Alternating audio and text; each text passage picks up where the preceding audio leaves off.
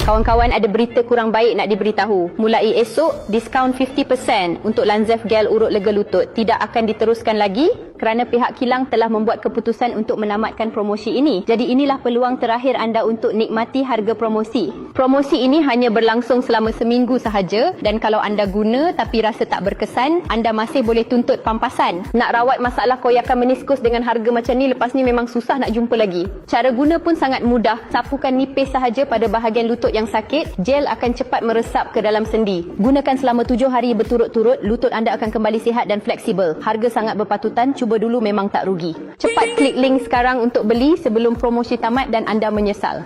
Dok, saya tuh nyeri banget lututnya sama punggung kok nggak hilang-hilang ya dok ya. Gimana cara nyembuhinnya? Well, bisa jadi teman-teman terkena radang sendi. Di mana radang sendi ini merupakan penyebab penyakit yang paling sering terjadi terutama pada orang-orang berusia 35 tahun ke atas nih. Penyebabnya ada banyak seperti osteoartritis, artritis reumatoid, bahkan peningkatan asam urat nih teman-teman. Biasanya dokter memberikan obat penghilang rasa nyeri untuk meredakan nyerinya. Namun ketika obat penghilang rasa nyeri itu ditarik, maka nyeri akan muncul kembali karena permasalahan utama tidak diatasi.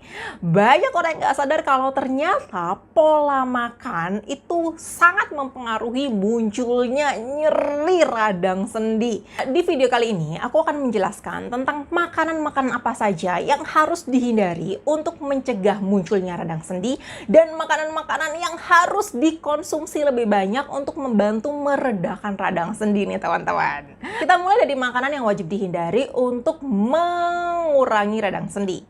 Yang pertama, karbohidrat olahan. Nah, karbohidrat olahan ini adalah karbohidrat yang sudah diproses. Paling sering adalah tepung nih teman-teman. Makanan tinggi tepung seperti kue, mie, pasta, brownies, donat. Karbohidrat olahan ini dapat meningkatkan kadar gula darah yang memicu peradangan dan nyeri lebih cepat nih teman-teman. Yang kedua, gula. Makanan tinggi gula selain meningkatkan kadar gula lebih cepat, juga meningkatkan kadar bakteri tidak sehat di usus yang dapat mengiritasi tubuh dan meningkatkan peradangan nih teman-teman. Jadi untuk penderita nyeri sendi sangat disarankan mengurangi asupan gulanya nih teman-teman. Semua jenis gula ya, mau gula putih, gula jawa, gula tebu, madu, bahkan sirup-sirupan ataupun minuman tinggi gula itu wajib dihindari untuk mengurangi peradangan. Yang ketiga, gorengan. Nah, kentang goreng, pisang goreng, ini semua sumber kolesterol jahat yang bisa memicu peradangan dan rasa nyeri pada tubuh nih. Sehingga orang-orang dengan nyeri pada sendi sangat disarankan untuk memulai merubah pola makannya dari gorengan menjadi yang direbus-rebus. Oke, selanjutnya daging olahan. Nah, ini seperti sosis, bacon, nugget, bakso. Kenapa? Karena ketika pemrosesan daging itu akan merubah sel-sel pada protein dan lemaknya, serta peningkatan kadar garam di sana. Hal tersebut dapat meningkatkan peradangan dan rasa nyeri pada tubuh. Makanya sangat disarankan untuk menghindari makan daging olahan bagi penderita radang sendi. Makanan yang asin-asin, keripik asin, popcorn, mie goreng, makanan Chinese food. Makanan yang asin-asin itu tinggi akan garam, di mana peningkatan kadar garam terbukti dapat meningkatkan rasa nyeri pada sendi nih teman-teman. Sehingga penderita radang sendi sangat disarankan untuk mengurangi asupan garamnya. Dan yang terakhir adalah alkohol. Minum segelas anggur itu bagus untuk kesehatan. Namun, jika teman-teman mengkonsumsi alkohol dalam jumlah yang tinggi, maka terbukti secara klinis itu dapat meningkatkan resiko nyeri peradangan pada sendi di tubuh. Alkohol ini tidak hanya pada bir ya. Banyak makanan alami juga mengandung alkohol. Seperti tape ketan, tape singkong, itu tinggi akan alkohol yang secara tidak langsung dapat meningkatkan rasa nyeri pada tubuh. Nah, jadi untuk membantu mengurangi nyeri pada peradangan, teman-teman wajib menghindari makanan-makanan tersebut. Lalu makanan terbaik apa yang dapat menjaga kesehatan sendi? Yang pertama, glukosamin dan kondroitin. Nah, glukosamin dan kondroitin adalah komponen tulang rawan yang diproduksi tubuh secara alami. Dengan menambah jaringan tulang rawan tersebut, rasa tidak nyaman dan bengkak pada persendian dapat dikurangi. Glukosamin dan kondroitin dianggap sebagai kondroprotektif, yang berarti dapat menghentikan rasa sakit dan mencegah kerusakan sendi nih teman-teman. Glukosamin dan kondroitin ini telah terbukti dapat menjaga kesehatan sendi karena glukosamin dan kondroitin mengandung antiinflamasi atau anti peradangan yang dapat membantu meminimalkan kerusakan tulang rawan, cairan pada sendi, dan nyeri pada persendian nih teman-teman. Hal ini yang membuat glukosamin dan kondroitin masih disarankan sebagai suplemen untuk menjaga kesehatan sendi nih teman-teman. Apalagi buat teman-teman yang aktivitasnya tinggi ya, seperti atlet, olahragawan, maupun bekerja di lapangan, itu sangat diperlukan untuk menjaga kesehatan sendi. Secara alami, kondroitin bisa didapat dari tulang rawan pada sapi, sedangkan glukosamin itu berasal dari cangkang kerang seperti lobster, kepiting maupun udang.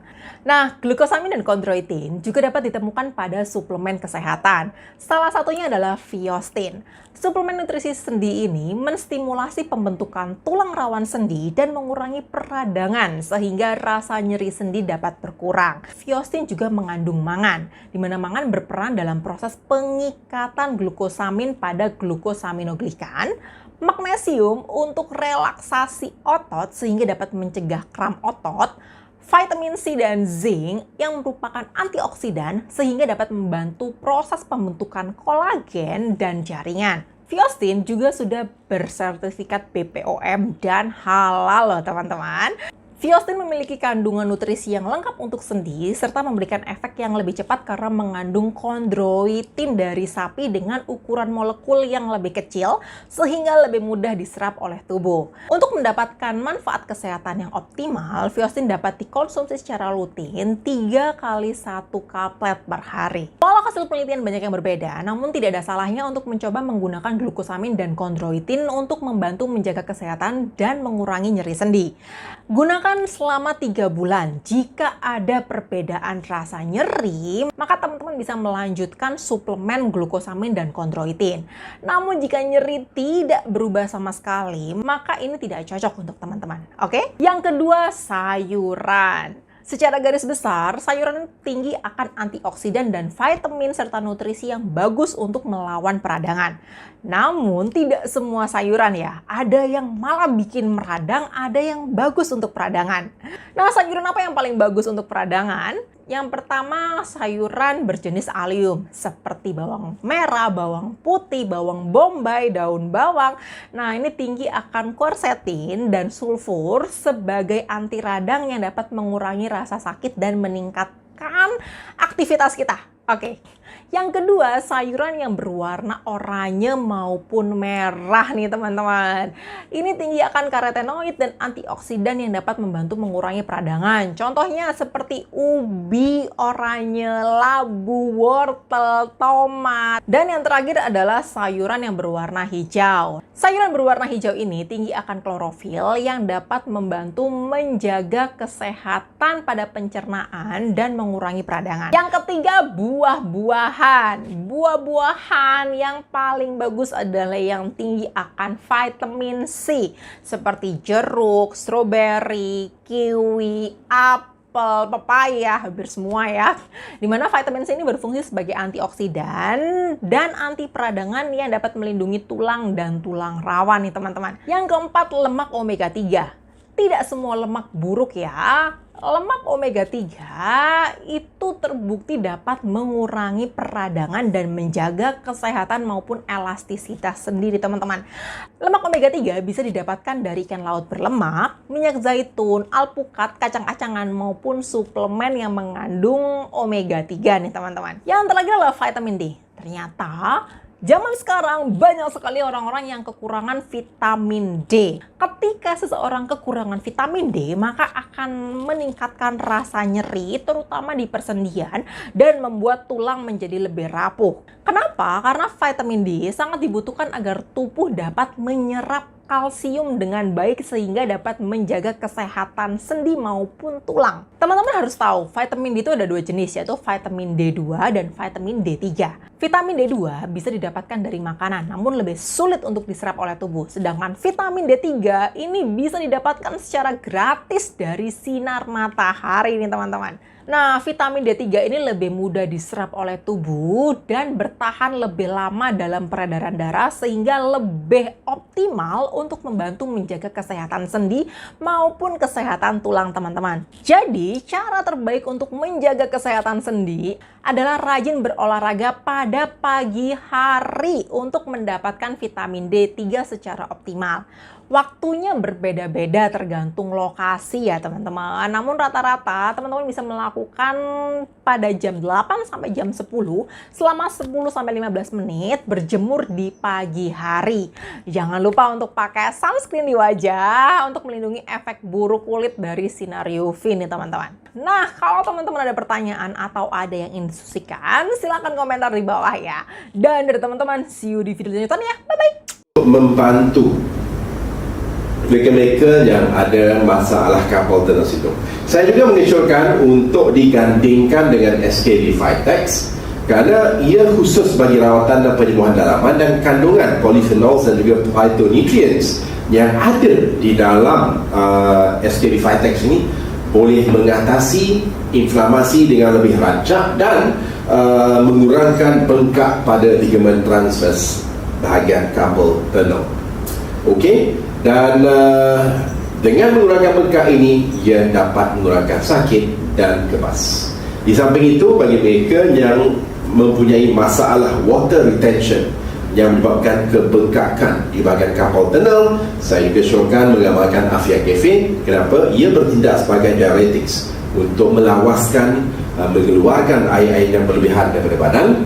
Dan satu lagi, bagi wanita khususnya yang mempunyai masalah ketidakseimbangan hormon disebabkan oleh menopause dan sebagainya, saya syorkan menggunakan SKB Reverse Ultra khusus untuk membantu gangguan ketidakstabilan hormon dan juga menopause.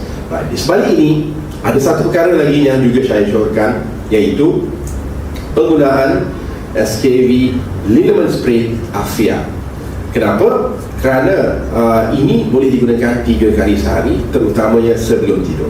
Ia cuma disembur dan diusap di bahagian pergelangan tangan sebelum tidur, sewaktu bangun pagi dan tengah hari, 3 kali sehari.